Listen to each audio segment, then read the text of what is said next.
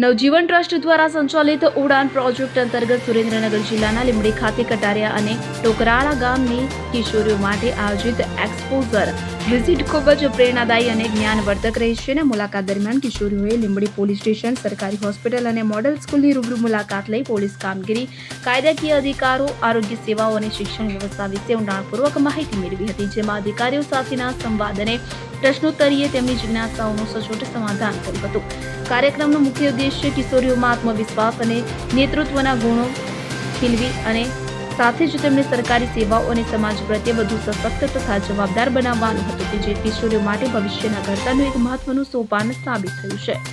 કલ્પેશ વાડેર, લીંબડી. હવે જુઓ દેશ દુનિયાની તમામ ખબરો તમારી આંગળીના ટેરવે.